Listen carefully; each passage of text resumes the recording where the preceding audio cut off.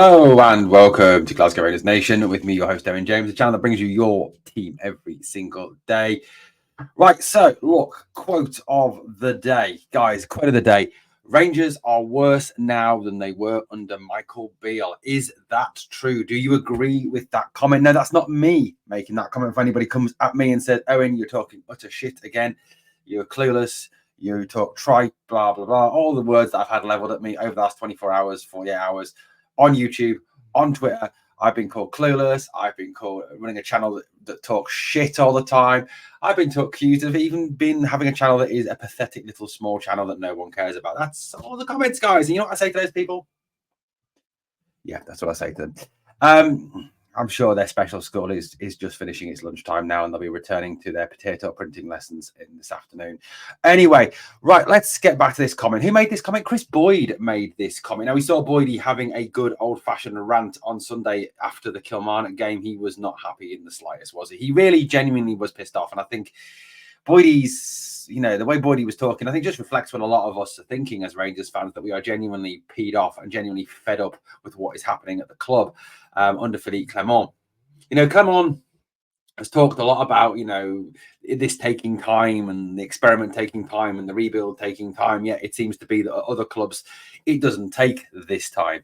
That new ideas can be implemented, that new styles can be put into place, new shapes can be put into place, and new tactics can be put into place.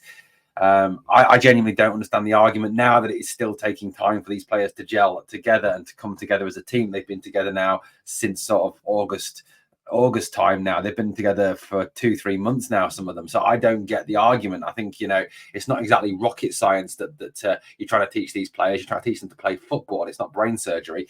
It's not that difficult. It's not that complicated. Maybe it's just the way the manager puts it across, the way he explains it and the way he teaches it. To me, to be honest with you, I think if you've got a group of individuals who aren't getting what you want them to do and aren't performing in the way that you want them to do and aren't making improvements or progressing in the way that you want to do, that is down to your poor teaching and your poor coaching. It is not down to the players. It is down to what you are doing.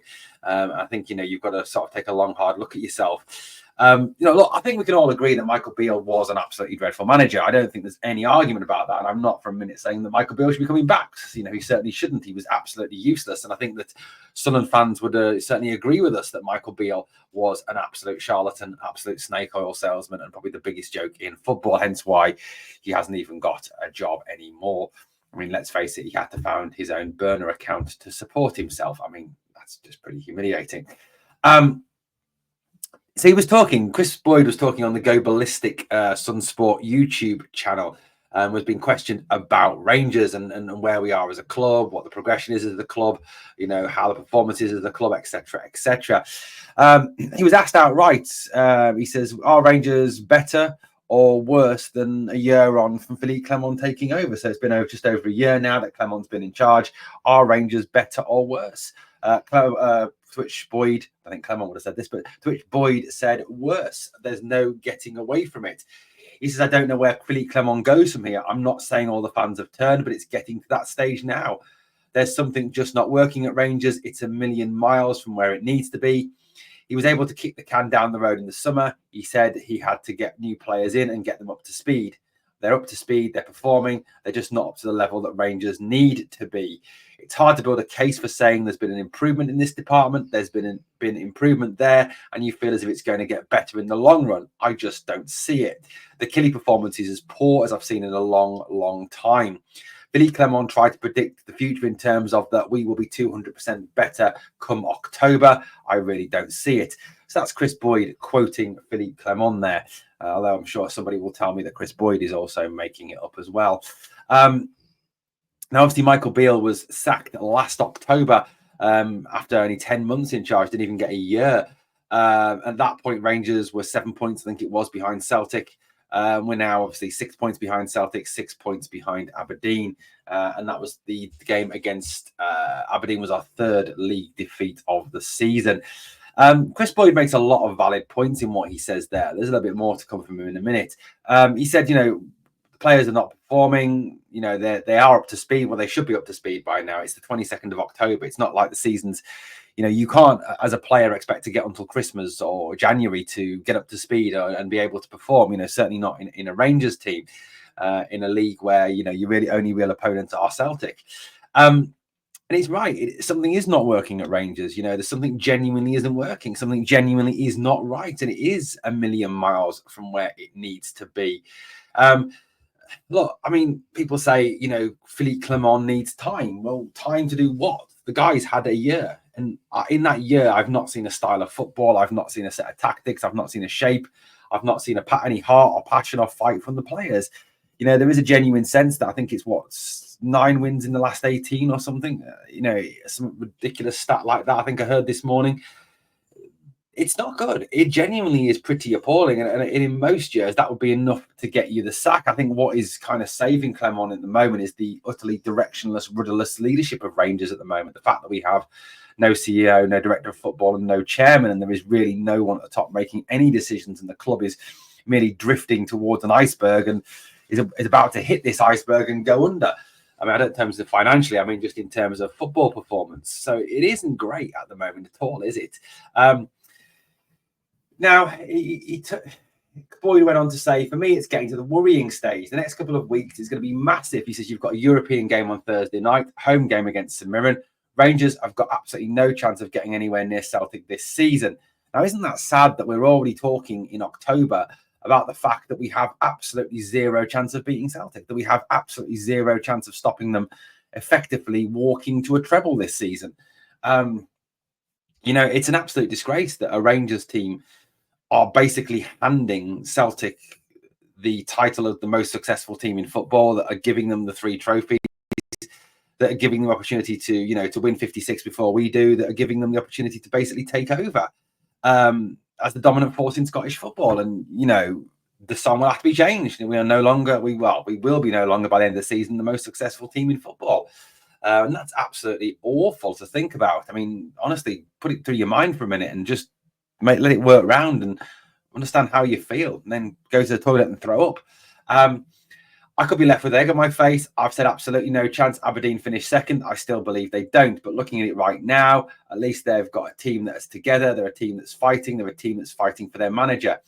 There's so many problems at Rangers right now. It'll be interesting to see what the attendance is against FCSB Steaua Bucharest on Thursday.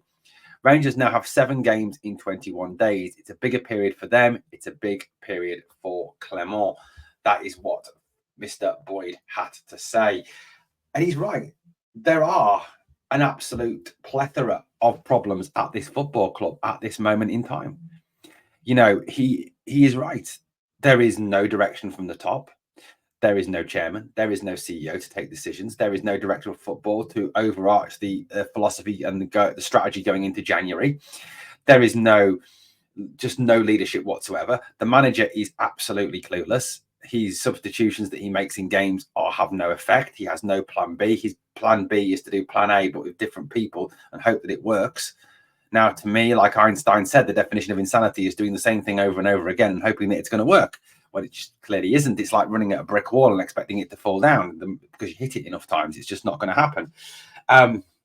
So, the club is in a dreadful position. It really genuinely is at this moment in time. It has no leadership from the top. Its manager has no clue. Its captain is about as much use as a chocolate fireguard.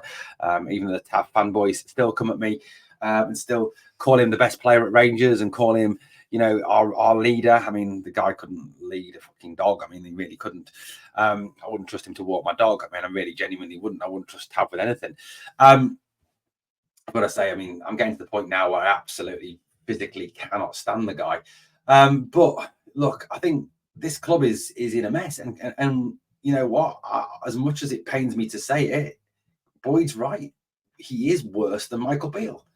They're as bad as each other. I don't know whichever one you want to go down.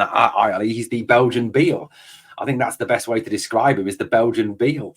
Look, you can look at the players, but the thing I'd say is that there's enough talent in that team to beat most teams in this league. And I think, people to say, the players aren't good enough, it is just not true. Realistically, guys, if you look at it and you think about it, Jack Butland, He's not a dreadful goalkeeper. He is not a bad goalkeeper at all. John Souttar is a guy who absolutely owned Ronaldo for Scotland, yet looks like he couldn't, yet can't control Marley Watkins for the moment he puts on a Rangers shirt. Hefte is not a bad footballer. Conor Barron is not a bad footballer. Nadim Bayrami is not a bad footballer. There's enough there. I mean, even 5-6 players, okay, it's not 11, but it should be enough to beat the likes of Kilmarnock and Hearts and Hibs and St Johnstone and even Aberdeen to some degree. So I don't get this argument at all that it's down to the players. The players, yes, do have a part to play, and there are a lot of players in this team that are underperforming and are actually genuinely not good enough. Prime amongst them, of course, is captain loser himself. Robin Propper, I think, has been a very, very poor signing. Mo Diamande is really struggling at this moment in time. Tom Lawrence is okay, but not great. Václav Černý is just absolutely awful. Cyril Dessers is just the worst striker in Scotland. And I think, there is a lot of issues in this team, don't get me wrong, but there should be more than enough quality to beat some of the teams around us. Yes, not contend with Celtic, I don't think, at this moment in time.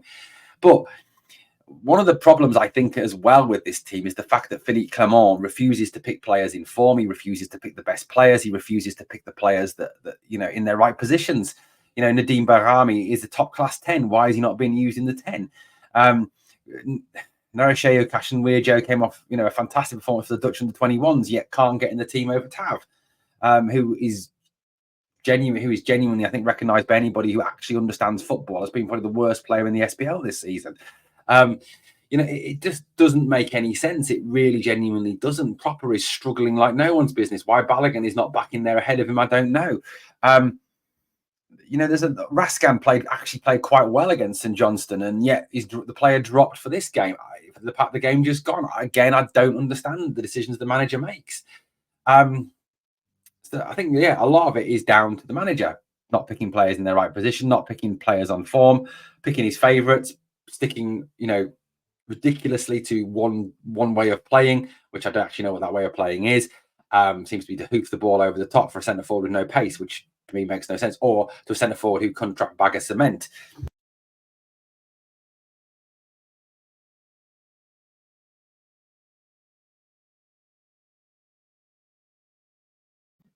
These comments that Kris Boyd has made are absolutely spot on. And I think that quote in particular, Rangers have got absolutely no chance of getting anywhere near Celtic this season, is utterly damning. It is absolutely utterly damning. It is, I think, no matter what you are, whether you are rebuilding, no matter what you are doing at the club, as a Rangers team, you cannot, under any circumstances, ever put yourself in a position where you are in no circumstances going to compete with your biggest rivals. That is just not acceptable. I think Clement will survive until at least Christmas. I think he'll survive. I think he'll survive the season, if I'm being honest with you. But if he loses the next Old Firm game, which could well be a cup final, and then even was to not win, I think a draw isn't good enough at Ibrox. Not win the next game after that, although no doubt the draw will be a moral victory, which is just fucking hilarious. I think he will have to go, because that will be nearly 8 cracks at Celtic and still no victory over them. Even Michael Beale had a victory over Celtic. Yes, it was in a game that largely meant nothing, but he still beat them.